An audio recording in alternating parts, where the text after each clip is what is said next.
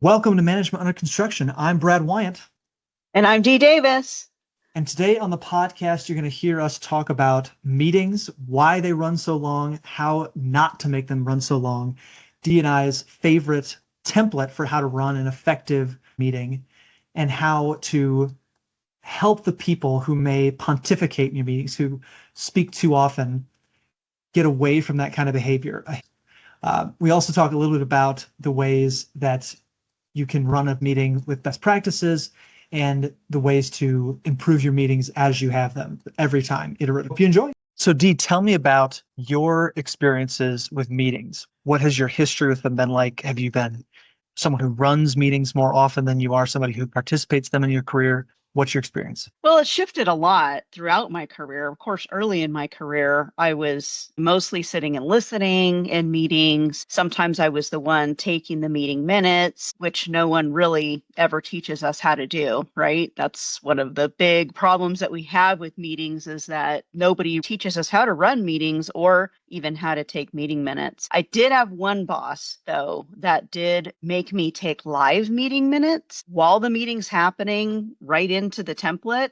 And that's been one of the most valuable experiences that I've ever had. It was very, very hard because he didn't really teach me how to do it. He just told me I had to do it. So it's been a wide variety of experiences over the years. How many meetings have I been in that have been engaging, productive, necessary? Very, and I think that's the experience that most of us have is that we attend all these meetings that you walk out of the meeting thinking, I don't even know what that meeting was about, or that meeting could have been an email, or I'm not sure why I was in that meeting, or that was just a terrible meeting and we walked out of there no further than when we started that meeting is the experience that most people have.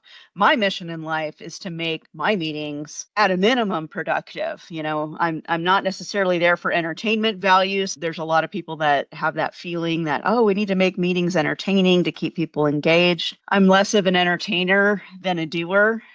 A wide variety of experiences for me. I run a lot of meetings these days at this point in my career. How about you, Brad? Yeah, I never expected my life to devolve into meetings the way that my career did for a long time after um, graduating from my bachelor's program. But my first experiences with meetings came when I was in undergrad and I ran the meetings for my thesis team. We had an undergraduate thesis senior project type thing we did. And it was a team of 6 mechanical engineers, and we would all get together and work out what had to be done and see if we'd done that or not. And it was in that instance that I realized that the power of running an effective meeting can propel a project to success or can stymie it in stagnation and just prevent it from moving forward.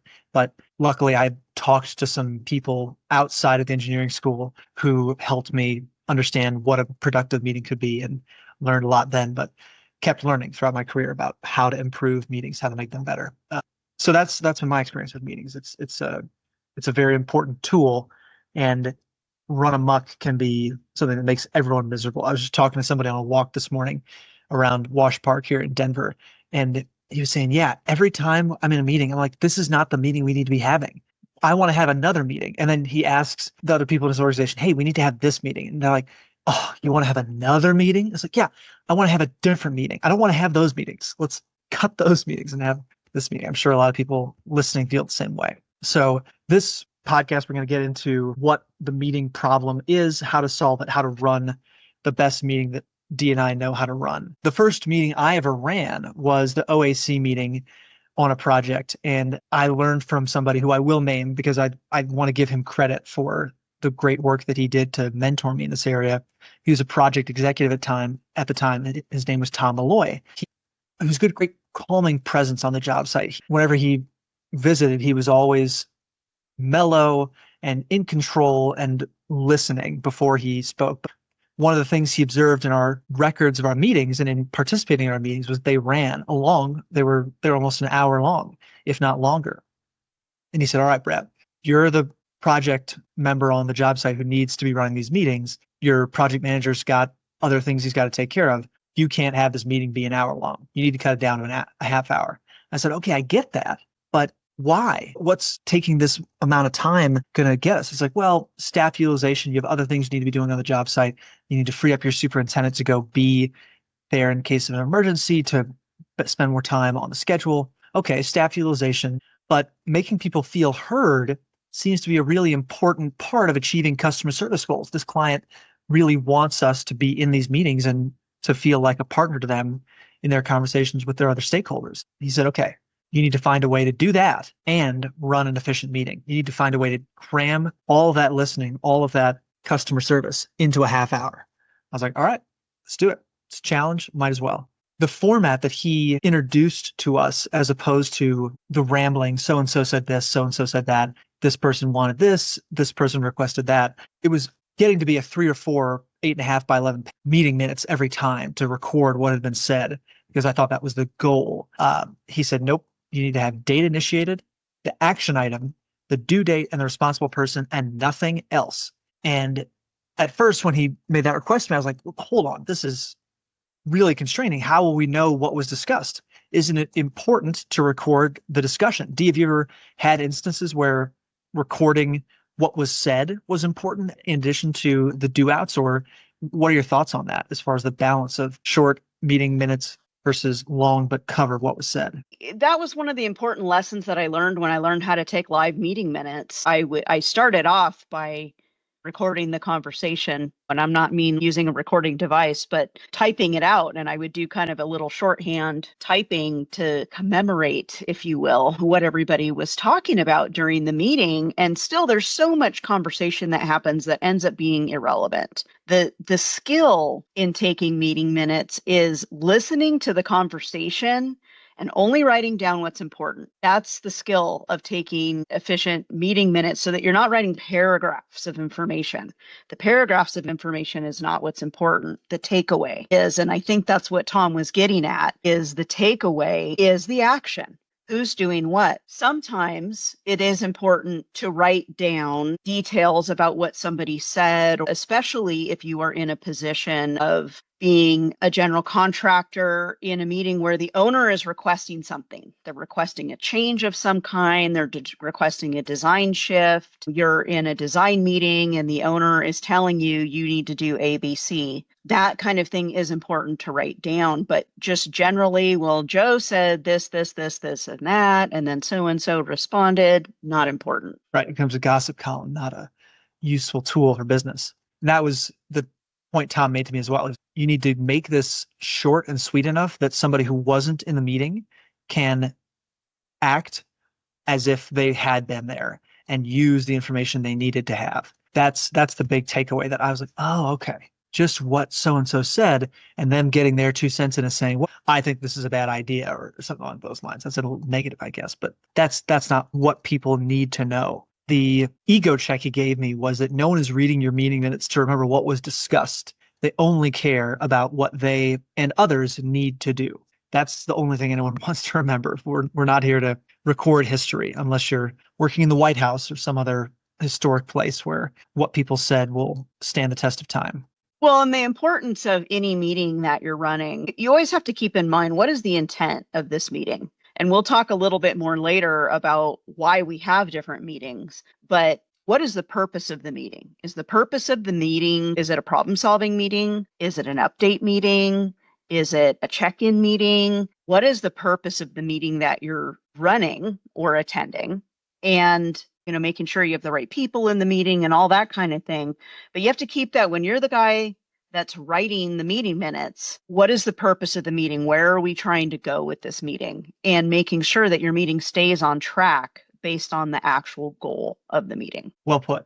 So let's talk a little about the format. So he's got date initiated, action item, due date, responsible person. The reason that I now think it's important to have date initiated involved is that when you're sitting in the meeting, if somebody who doesn't attend very often or somebody who's at a 30,000-foot level wants to know how long you've been talking about this problem, they can see how long this thing has been in somebody's court. And so, okay, this is not the first time we've talked about this, or this is a brand new thing. It just happened last week. They get a better frame of reference for how long the item's been open. Listing an action item as opposed to a description of what was said and the discussion to this point makes it so that you can use one sentence to describe what needs to happen. Doing that can often be complicated. I think one of the tendencies I had to pull myself away from was trying to create an action item where a group of people have responsibility for one outcome and saying X, Y, and Z companies shall do this thing. That's not a good action item. An action item has to have one responsible person,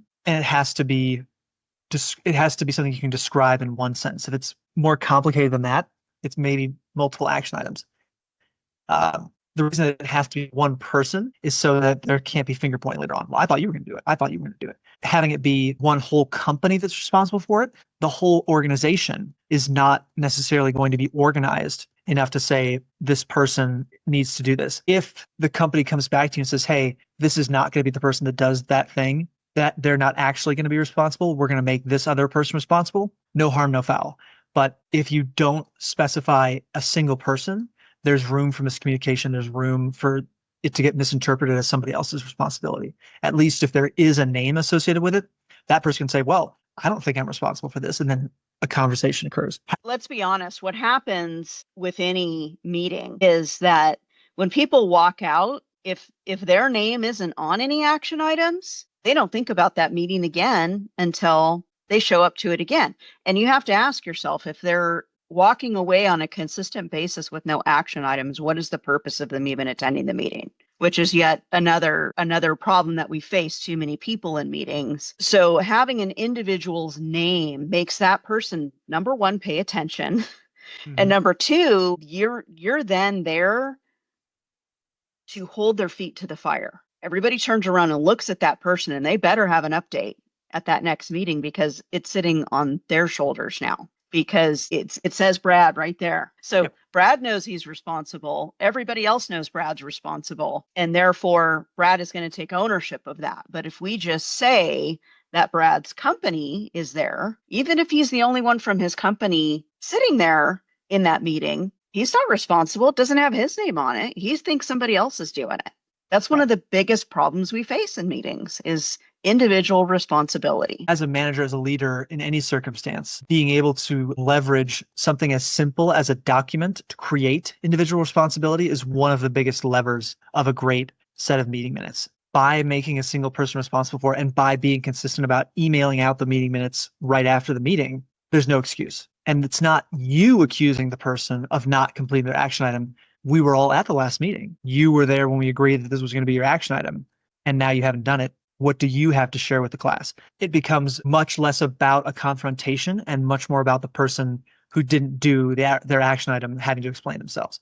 And that's not always a bad thing. Maybe something happened that prevented that person from doing something. You're not necessarily putting somebody in the gallows. You're not necessarily putting them in a public stockade, but you're not constantly making yourself an instigator of holding everybody responsible. It's the meeting minutes are holding people responsible. And it's like a third place socially. It's not one person. It's its own sort of crafty, subtle entity. Well, and you hit on an important point there a second ago about sending the meeting minutes out immediately after the meeting. That is also something that is very important to send it same day at a minimum, if at all possible. Back to the live meeting minutes, you're doing it while the meeting's actually happening. So, you might have to groom it up a little bit to make it look pretty, but for the most part, you're putting it in the format, you're writing the words right then. Why not PDF it and hit the button? If you wait, like I see so happen, especially with OAC meetings, I see this happen on more and more project sites over the years. I get the meeting minutes 5 minutes before the next meeting starts a week later.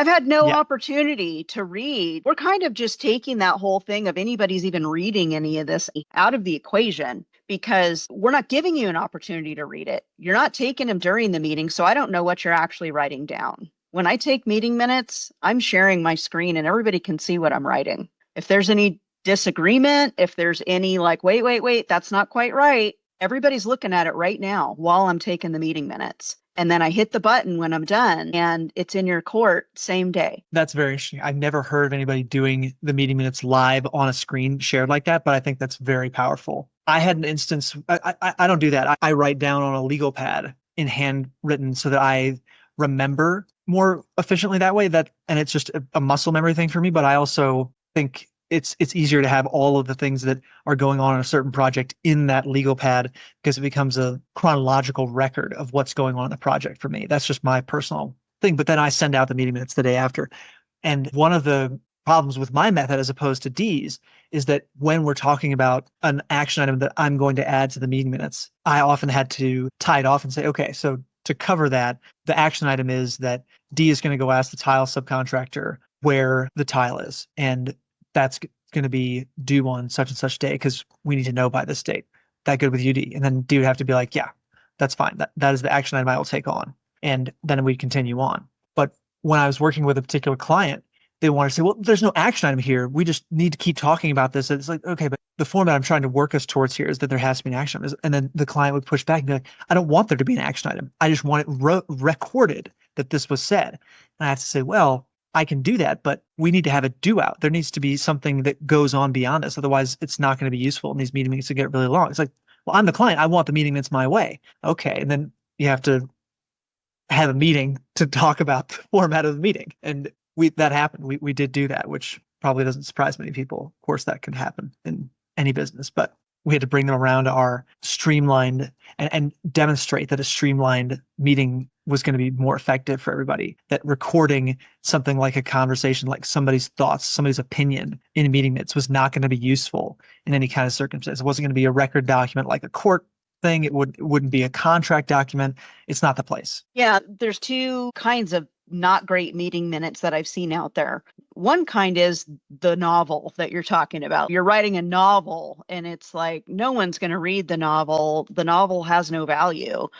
And the other kind is I was in the meeting, I'm reading the meeting minutes days later now, and there's no value in these meeting minutes. There's nothing in here that does anything. And that's the majority of the meeting minutes that I find. There's no action items or they're not assigned to anybody. It's just a bunch of words. And it's like, well, okay, so here's the status of the project.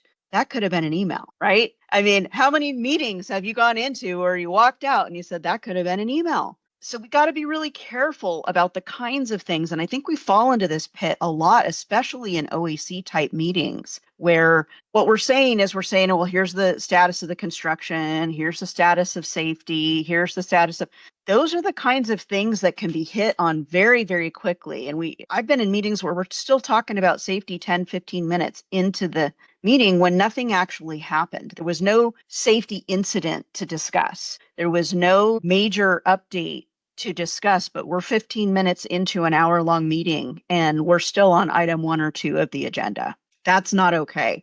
The really quick hitting updates, the 2 minutes or less on each item, is something that you have to train people to do. And if that's their moment, if it's your safety guy, that's his moment. He's got the spotlight for the safety portion. He may be a 10, 15-minute talker, or he may be a 2-minute and walk out the door talker. But if you've got a 10 or 15-minute talker, you don't need to have a safety huddle. It's not a safety huddle in an OAC meeting. So you got to be real careful about that kind of stuff, because that an hour-long meeting and you burnt 25% of your time and you haven't done anything yet. I think that's a really interesting point. The question you can ask yourself when you're in your own work stream trying to make your meetings more efficient is, what's really the emotional need that's going on here? Is the person who's talking to hear themselves talk, talking to elevate their brand, their name among the job site, or just trying to have their 15 minutes of fame? If that it might be what's going on, find a way to bring that person around to seeing that them having a moment doesn't mean that it needs to take that long. People are going to remember succinct and 30 seconds rather than the 15 minutes, and it's going to be more meaningful. If you're trying to stretch content that should take 30 seconds over 10 minutes, people are going to hate you. People are going to be driven nuts by you. The other way you can try to streamline meetings, if you're having that conversation and saying, hey, we just need to find more time, just add up the dollar amount per hour of the people in the room and multiply that by how many meetings you have over the job site or over the project duration, and say, here's the number. We can do this math back in napkin. And it costs us $5,000 an hour, $10,000 an hour, whatever the number is, depending on your project size. Costs every time we have this meeting, it costs us this many dollars. It's this many dollars per minute. Do we need to spend 10 minutes on safety? It's not worth it. The math does not work out. Now, safety is important. Not saying safety is not important. We should talk about safety, but it's not worth that. And it depends on what's going on in your job, right? And you don't need to talk about things that aren't relevant at that point in time. If procurement is going along swimmingly and there's nothing to discuss, skip it, right? Just because it has its little section on the agenda or in the meeting minutes doesn't mean you have to talk about it every time. If there's nothing to talk about, skip it. If everything's going great in safety, we worked 2,000 hours this last week, man hours, no incidents. That's all you need to say. If there's a safety concern, that's different. And maybe you need to have a one-off meeting about it. Maybe the OAC is the right venue. Maybe there's a one-off meeting about it, but you make that decision based on your individual team's needs. But does everybody in that room need to be sitting there for a 20-minute discussion about what's happening, whether it's safety or procurement or any other thing, is a question you have to ask yourself. Or is it a one-off meeting to have that specific discussion? And this is where, especially on big projects, the meeting about the meeting can be useful. I was on a project where we had 20 people and there was so much going on in the job that we had a team internal project meeting before the OAC where we would both run through individual updates and bring things to the table for the project team to know more about, and do our own little preview of what we were and were not going to talk about in the OAC. So that we could say, do we want to go into that safety incident? No, we want to say, hey, there was a safety incident. There's another meeting about it at this time. If you want to attend, here's the deal. Too long didn't read version, we're handling it. And then, the OAC can go on. That kind of organization helped us run an OAC that was a lot more efficient while also serving our internal team needs. That is a meeting to have a meeting, but it's mostly a meeting to make that meeting more efficient and to service different needs, which are internal to the project team. So summing it up, the 4-item format with a date-initiated action item, due date, and responsible person has been really useful for both of us in our careers. It helps become a third place that holds everyone in the meeting accountable by their past selves rather than by an individual. And it removes emotion from the need to stay on track. The last thing I want to say about that, I guess, in terms of how meaningful that set of tools is to say that the person running the meeting wields those minutes to advance the project objectives. So if you're a contractor leading an OAC, you get that time and that leverage by controlling what is and is not an action item and tying the discussion to an action item to say, all right, I know what has to happen project and schedule wise. These are the needs of the project. This is the due date my superintendent told me about, or I can read the project schedule. Having a printed project schedule is very useful in project OACs, in my opinion. We need this done by this date. Can this person do it? Great, move on. That's your lever that you're trying to work in an OAC, in my opinion. Yeah, the only other column I've added over the years to the format that you're describing is a update column, like the date that something was updated, because sometimes you're going to have an inception date, you're going to have a due date, and those are going to be far apart because it's something that's important, it's long term. Maybe there's multiple steps to it, or maybe there's a prolonged period of time. So I've added a column in my meeting minutes that's the last time something was updated, and I use the Excel for my meeting minutes. I always use an Excel format because it's super easy to update and extract and copy paste if I need to make a new action item or anything like that. But I can sort it by individual. I can sort it by due date. And that's how I make my agendas. So just because something is on the master list doesn't mean we're going to talk about it this week. Maybe it's not due for a month. I don't need to talk about it today. So I'm going to sort that out of my agenda to keep my meetings focused and not have it cluttering up what I'm doing today in that meeting. Here I am on a Sunday sitting watching the rainfall here and getting excited about the idea of changing the way that is like, that's tantalizing, the opportunity to do that. It's so neat. I love that. That's way cool.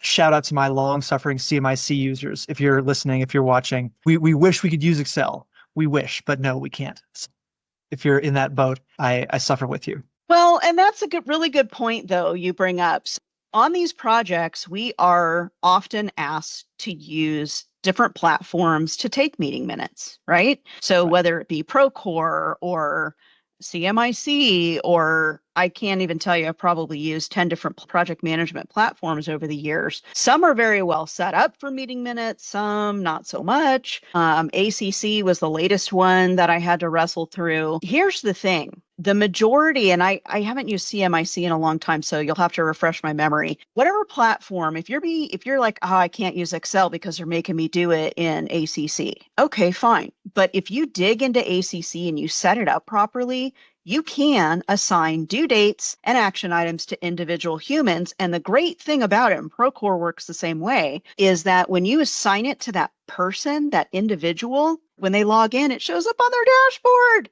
So they can't forget about it. It's actually really beautiful, but it only works if you do it that way. As you're putting the meeting minutes into the software, you have to take that extra step of assigning it to that person and putting in that due date. Otherwise, it just hangs out and no one ever sees it. And you have to do the directory thing, and you got their email on the phone, and the whole thing. But if you do it, if you set it up, and then you're with these people for more than a couple months, it really helps. It really makes a difference in every time they log into Procore. Even if it's somebody who doesn't log into Procore that often, they'll see it when they do. They will. And yes, you have to put in the directory and all that, but presumably if you're using a platform like that, it's a slightly longer project, it's a bigger project, and you're utilizing the software because you're in there. And now, if something gets assigned on those platforms, the only way you can assign to an individual is if their info is in there. So I've had this happen before in ACC and Procore both. We're assigning it to somebody who's not a regular meeting attendee. Well, if they don't have a Procore login or an ACC login, it doesn't work. You can't assign them anything. And I've had that happen before. That can be one of the problems with those platforms. And of course, in order to have a login, you have to pay for a license for that person, which costs money. So some projects have tried to minimize how many people are holding licenses. And so I would recommend that you, if that's the situation that you're in, you find a way to do your meeting minutes and your action items outside and maybe upload those results into that platform. That gets tough. Yep, agreed. When you're on the project that is cash constrained, which is all projects, and you don't have enough Procore licenses, that's how they make the money though. That's what they do. Let's talk about the difference between meeting minutes and meeting agendas. Some people will stick in the mud and say that nope, meeting minutes and agendas are different. You have to word them differently. I think if you use this format well, the meeting minutes become the meeting agenda for the next meeting. You can filter out action items, like Dee said, that don't apply for the next month or two, and you don't need to talk about them. Say you have your OAC on a Wednesday. Then you send out your meeting minutes Wednesday night. Meeting minutes record what was said, the action items that needed to be executed on, and then Tuesday night, before your next OAC, you send out that same PDF again, and it's your meeting agenda for what you're about to talk about. It's a little less work for the PE, which we love, as the PE, as the most recent PE on the call. And then it's tell them what you told them, tell them, and then tell them what you told them. It's repetition that gives people fewer excuses not to be informed. Doing things regularly as the person responsible for the meeting minutes, like clockwork at the same time every evening, at the same time before each meeting, helps people expect that from you and helps people be in tune to it. That's a best practice that I learned, very meaningful. There was this one person that never showed up to our OACs, but that needed to be on the meeting minutes for some reason from a client's organization. And I think I was sick or something happened. And I was working a night shift the night before, and she emailed me like an hour after I usually send out the meeting minutes. Like, what happened? Why haven't you sent out the meeting minutes? And I was like, oh my God, somebody reads what I'm writing. What the heck? It was a great little moment. I was like, I'm working on it. I'm getting them out. Just give me a sec. She's like, okay, good. I missed your meeting minutes. It was a funny connecting human moment with her. But anyway. Yeah, that is always a little shocking when somebody responds and says, hey, I don't think you got this right. You're like, oh, somebody's reading my meeting minutes. That's the best too. Yeah, that's a good, that brings us into our next best practice. If you don't send out the meeting minutes right after the meeting, people are going to forget and then say, well, you sent them out like 3 days after. I can't be held responsible for remembering what I said 3 days ago. That's your fault, not mine. We could debate the validity of that. I think there's maybe a shred of a leg to stand on there in terms of a defensibility. But if you send it out right away, people read it, or at least they have the chance to read it and say, no, that's not what I agreed to do. And then you can send out revisions. But yeah, and the other thing is that people move on, right? They leave the meeting and they go on to do other things. And by the end of that day or within 24 hours, they have completely checked out, forgotten, moved on. They've done 20 things since the meeting happened. What are the odds that they're going to go back when those meeting minutes come out a few days later? what are the odds that they're going to go back and actually read those? I would say the longer time frame between the meeting and the sending out of the meeting minutes, the less likely that people are going to be to read those. Agreed. Yep. Another good best practice here, always take attendance. It takes a little bit of time at the beginning of the meeting. It's a good opportunity for other people to mingle and talk because we're people, we want to connect. I think that's an important space to allow for it. Some people are a little bit specific about starting on time, but starting includes taking attendance and understanding who was and was not there. You assign an action item and somebody wasn't there, you want to make it clear that that action item was assigned by somebody else that spoke for them. Or if somebody claims that they weren't there, you want to say, no, you were there and we did talk about it. So recording attendance protects everybody in the best way possible, I think. Have you ever been on a meeting minute that didn't have attendance, or have you ever thought about that in a different way? Formal meeting minutes generally have attendance. However, now in this world of remote meetings where we have people that are attending remotely, people that are attending in person, it's more important when it comes to fully in-person meetings or mixed meetings where you have in-person attendees as well as remote attendees. Can use Teams or Zoom or whatever. It'll give you an attendance report when you're done. So you can tell who logged on. And so that's helpful if you ever needed to go back to it.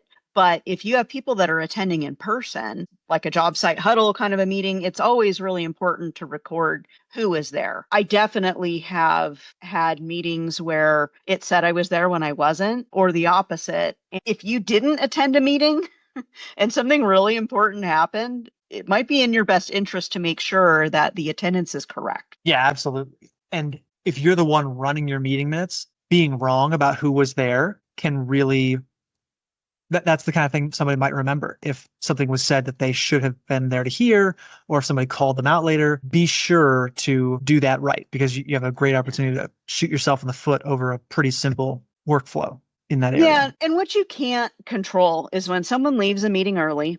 That happens all the time. I have one client in particular that has a tendency to leave early in meetings. They'll log in at the beginning, but then at some point they've just logged off and you're not even sure exactly when that happened. So you're not sure what they heard and what they didn't hear, or people that are late. So one of my things is I start meetings on time. Try to respect everybody's calendar. Everybody's got stuff to do. I'm kind of a stickler about starting meetings on time. I try to never start meetings more than 1 to 2 minutes late at the very most. And so that means you, as the person initiating the meeting, you must be early.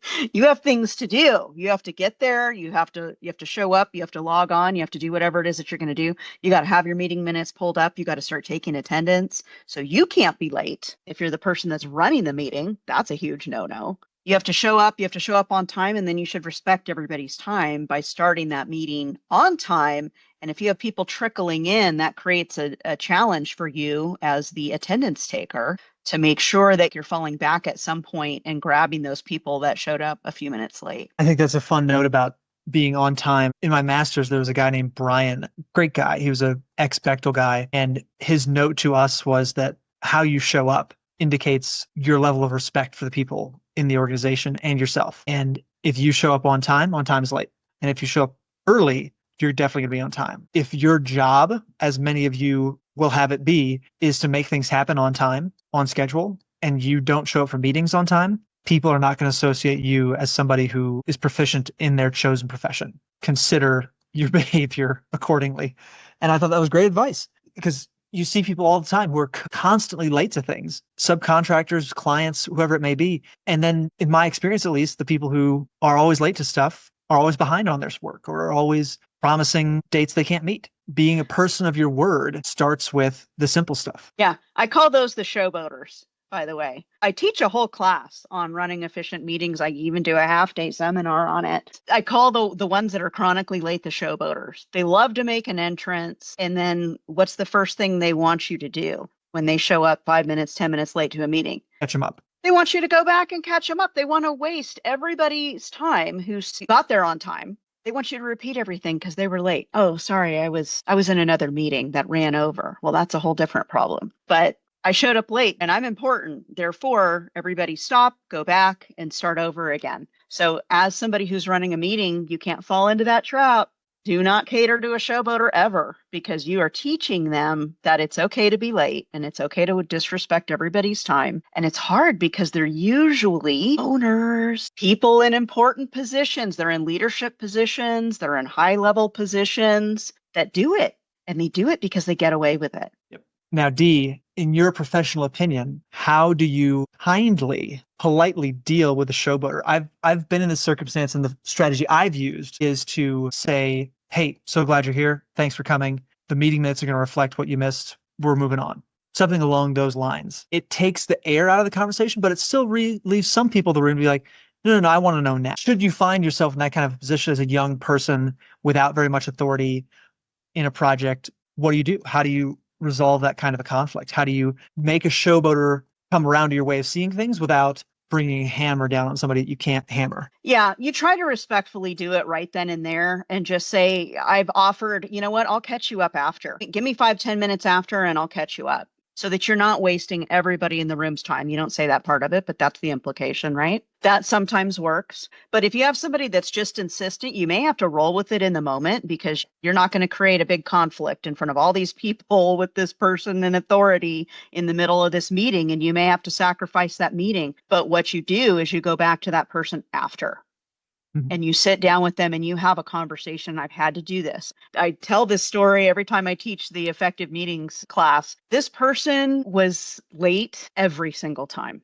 They were in a leadership position. They were late every single time. They were my client. Okay. So it's tough. It's tough when you're in that position. They were late to meetings they called. I mean, it was bad. And I finally had to sit them down and say, listen, here's the deal. This is unsustainable. We cannot do this. This is sinking the project. It's costing us a fortune. It's hurting the project. We have to start these meetings on time. So from now on, if you're late, give them that opportunity, right? If you're late, I'm going to just keep going.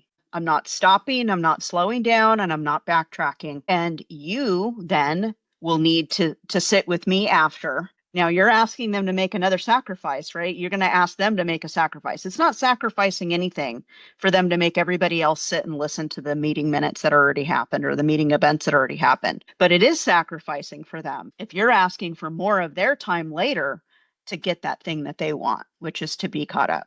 And they're not going to be likely willing to do that. It's a tough conversation. And the kind of language you just used, I think, is like that second or third conversation with somebody who's been perennially late. But the first one, it's like, hey, I want to run this meeting as efficiently as possible. I want to be respectful of everyone's time. I want you to come on time. I want you to be here on time, or I want you to walk in late and let me catch you up later, or just read the meeting minutes, because I'm trying to write these in a way that somebody who's as time constrained as you are can get through them as quickly as possible. If there's a way I could do that better, you let me know. Those kinds of tactics can really help you in that area, making it about common goals as opposed to making it about you're late and it's driving me nuts, even if that's the case. Yeah, so, I mean, showing up to meetings on time, whether you're the person that's running the meeting or you're an attendee, regardless of your position, is very, very important, because it is showing respect to the other people there. And you, as the person who's running the meeting, starting on time. And I say it out loud. I mean, I say it in words almost every meeting. We're going to go ahead and get started. Implication, there's still a few people who are late, because I want to respect everyone's time. I say that in words at the beginning of a meeting when I know I'm starting without certain people in the room. It's okay.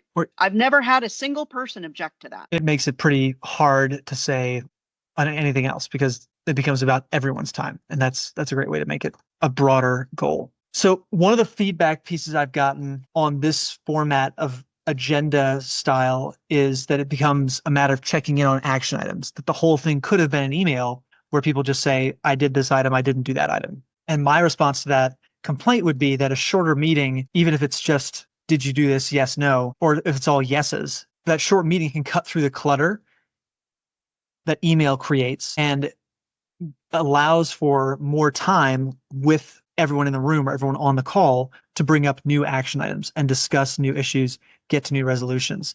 The whole point of a great agenda is to cover the things you know you need to cover, so that when people are bringing a new issue to the meeting that requires the people in that room to resolve it, and then discussing it and reviewing options and concluding together, that you've created more time for that in-person work. Do you have any other perspectives on that? Do you think that a meeting becoming a list of action items and then not much more is a negative thing, or do you think that that creates time for other things?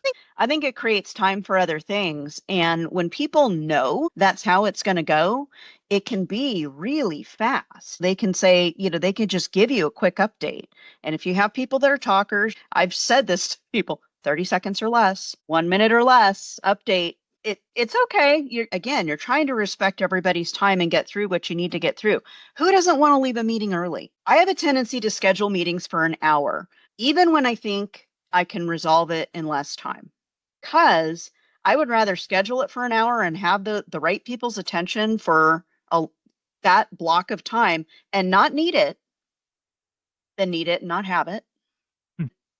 My meeting attendees are ecstatic if we're done in 25 minutes. Now, I will say there are some people who see that hour-long meeting and go, oh, well, we've got an hour to sit here, so I can take time to take the. And what I really think is, back in the third grade, they pontificate. And if you have discussions with people one-on-one who you know may be of that tendency to say, hey, I know there's an hour here, but I'm trying to whip through this because I want to give people back the time. That's my real goal here. Then you can level set with them. If that doesn't work, you got to go deeper. You got to coach people up. The person I referenced earlier, Tom Malloy, was very patient with me as I was learning to create an efficient meeting, to go from this, we're going to discover the meaning of life in this meeting together, and we're going to talk it out, and we're going to record everything, to this efficient meeting thing.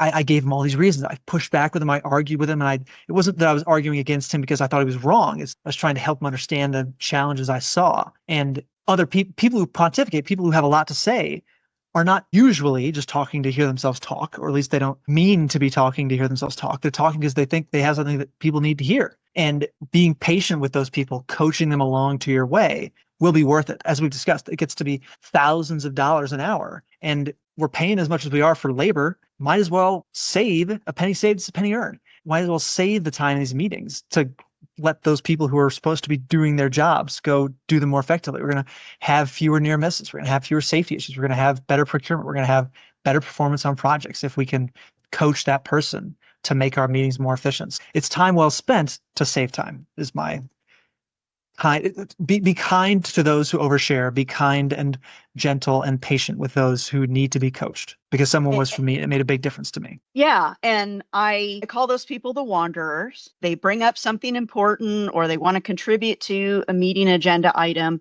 and they start talking. And then the next thing you know, you've lost 15 minutes of your life you're never getting back. Right. And at the end, maybe they offered nothing of value, or they were just thinking out loud or something like that. And yes, those sort of people can be challenging in a meeting, especially, again, if they are in a position of power or authority of any kind. And they're usually the nicest people, by the way. Like, those are the nicest people in meetings, honestly. And so it's hard to be firm with somebody who's really, really nice and everybody just likes them, but they just want to talk. And so in the workshop, we do talk about how to coach those people up and how to manage those people in a meeting so that you're not spending your whole meeting time on a single agenda item. I just flubbed that entire thing, and Brad's laughing at me. I don't blame you.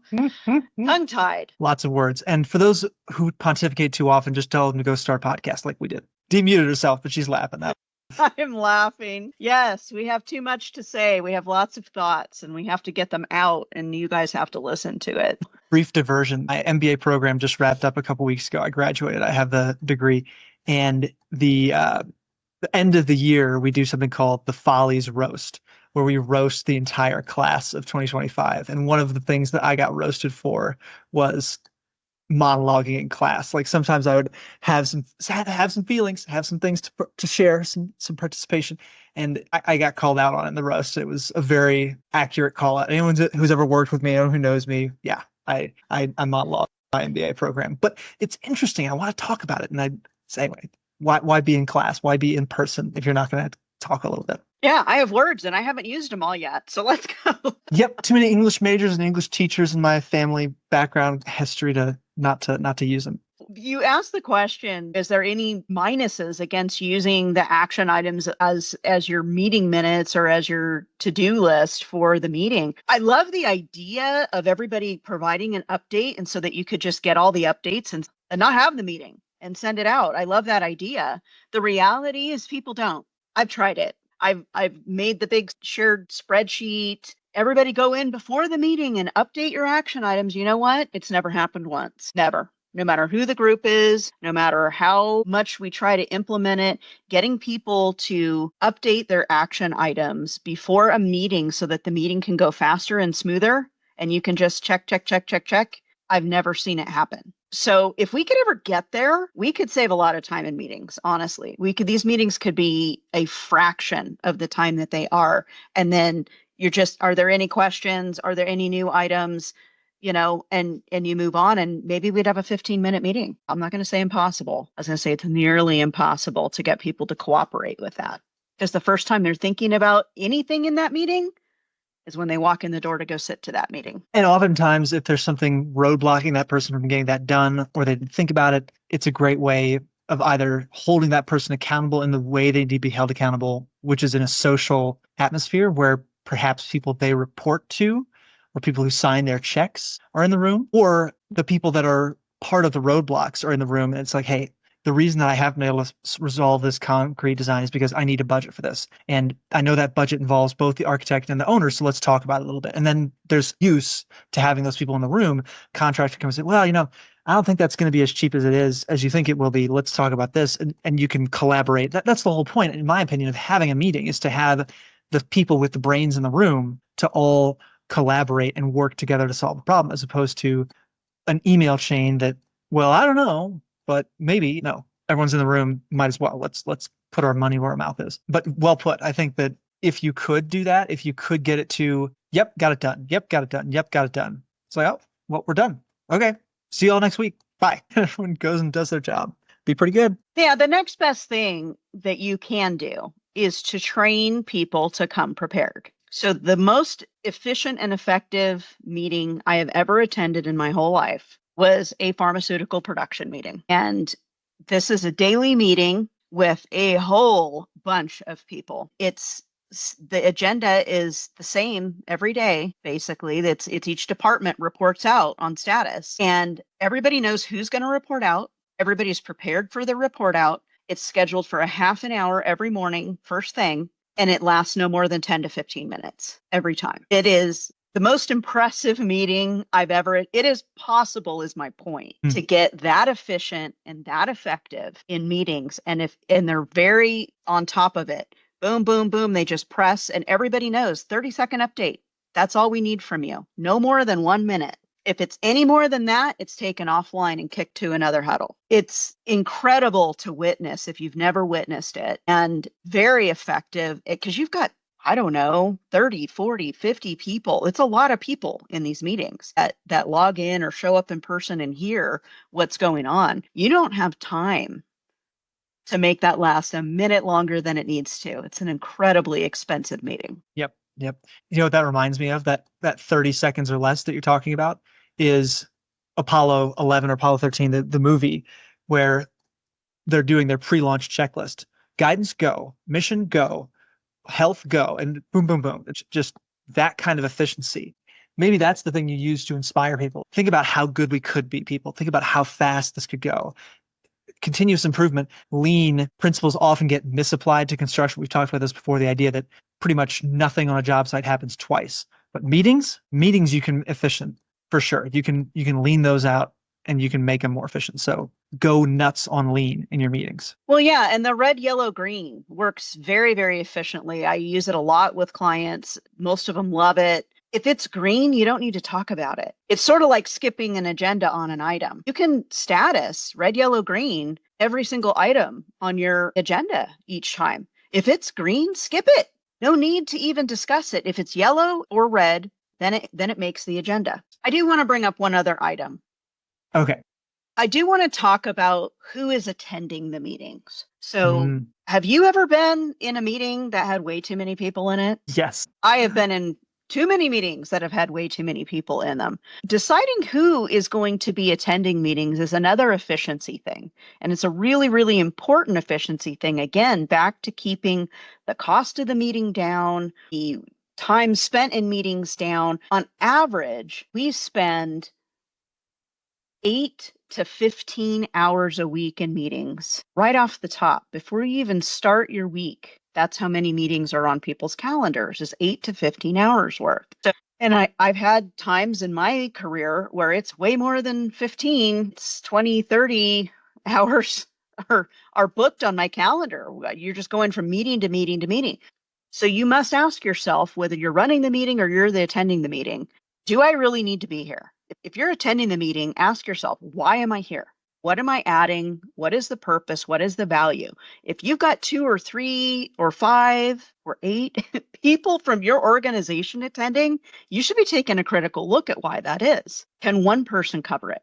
Or 2 people cover it instead of 3 or 4 or 5? Of architects, they're some of my favorite people. An OAC with 5 architects in it sounds like hell. That sounds immeasurably terrible. It's the worst. It's the CC me on every email, but for meetings. And it's the kind of, if you feel that way, you don't know how to manage people. That's my opinion. That is a little bit harsh, but if you think you need to be in every meeting, then you don't understand how to communicate effectively. Copy whoever wants to be copied on your meeting minutes, unless it's something confidential, unless you need NDAs. The more the merrier. Know things. Knowledge is power. The people that write these softwares need to be better. The people that write these softwares need to find a way to make them work so that you don't get 50 emails about stuff that you don't care about. Oh, that is like, that's another episode. That's another podcast episode, is what's wrong with software, with construction management software. And so it shall be. We will mail a hard copy of that episode to Procore, and we will post our grievances like the Lutherans on the door, hammer the thing in there. Watch us on YouTube at YellowstoneProfessionalEd.co. Don't forget to like, share, and follow us, Apple, Spotify, everywhere you listen to your podcasts. You can email us with questions, comments, and suggestions at heyd@managementunderconstruction, HEYDEE, to get me or Brad, at managementunderconstruction.com.